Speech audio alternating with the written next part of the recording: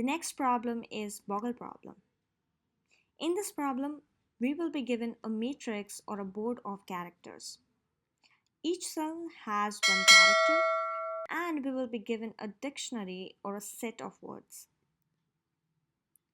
Now the problem is to find out all the words that can be formed by sequence of adjacent characters and which are present in the given dictionary. In order to look for the words, we can move to any of the 8 adjacent characters except the one which we have already taken in the sequence. Here for A, we cannot move again to F as we have already taken it in the sequence.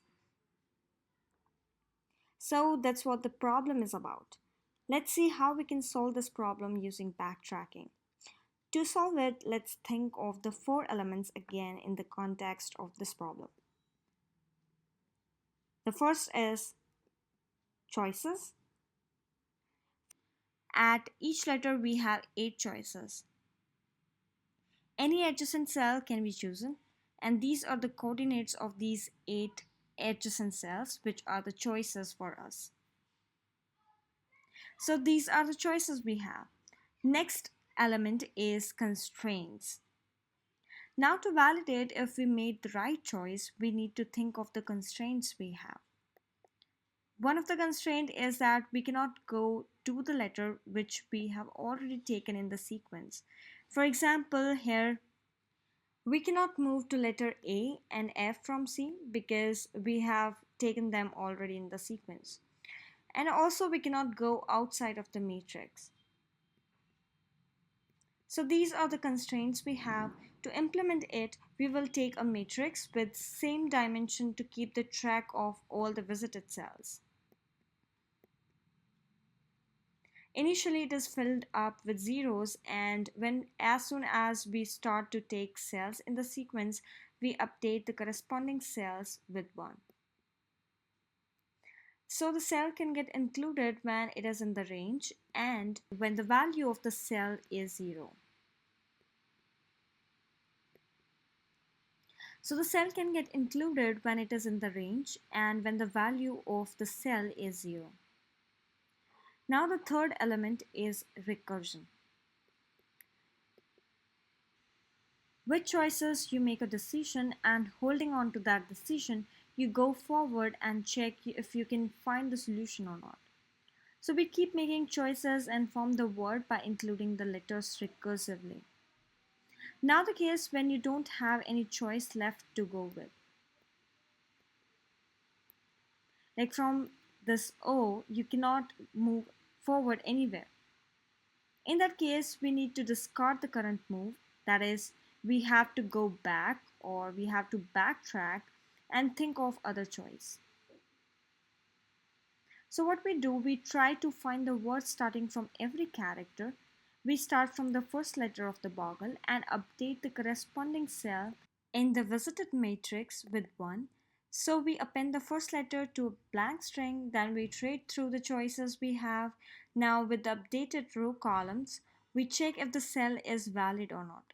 If it is valid, we recursively search for the word with these updated cell coordinates. So again, for the next call, it will mark the cell as visited and include the letter in the word. Now if the cell is not valid to go, we will again mark the cell as unvisited. So if we don't find word with current decision, we backtrack by updating the cell with 0 again. Now the last element is goal. What is the goal? Goal is to find words which are present in the given list. So we check if the formed word is present in the given dictionary or not. If it is present, we'll print it.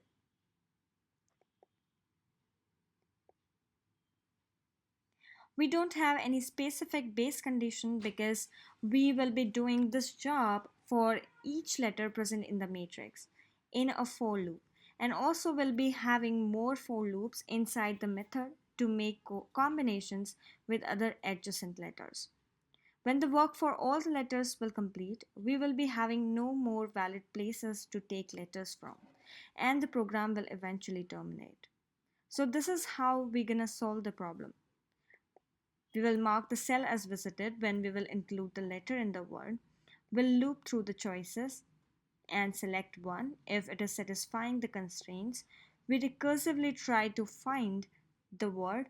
If there is no choice left, we will update the cell again with 0. That is the backtracking step. And on each recursive call, we will check if the formed word is present in the dictionary or not. If it is, we're going to print it. That is the goal.